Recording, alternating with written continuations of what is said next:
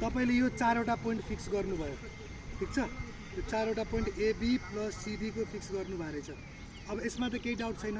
चारवटा पोइन्ट निस्कियो है अब त्यो ड्रइङ देखाउनुस् मलाई यो ड्रइङ ठीक छ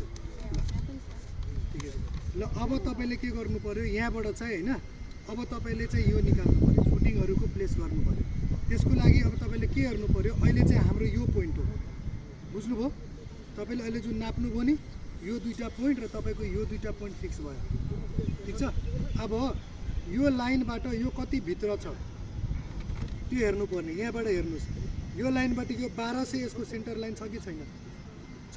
सो अब तपाईले के गर्नु पर्यो यदि तपाईले चाहिँ यसलाई कुन 15 मान्नु भएको यदि 15 त यो भयो नि त लगभग हैन अब तपाईले यहाँबाट 1200 लिनु पर्यो यो चाहिँ 13 हो 15 यो ठीक छ हामीले यो 13 ल्याएको थियौं नि त हैन यो 13 थियो नि त हाम्रो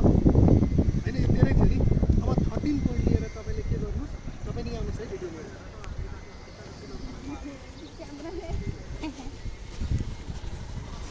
अब तपाईले यो पोइन्ट फिक्स गर्नुभयो हो कि हैन अब यो मानो यो लाइन यो पोइन्ट भयो हो कि हैन यो पोइन्टबाट तपाईले कहाँ छ 1200 छ नि यो सो यहाँबाट तपाईले ठ्याक्कै 1200 नाप्नुस् जति छ त्यतिकै नाप्ने यहाँ 1200 आयो ठीक छ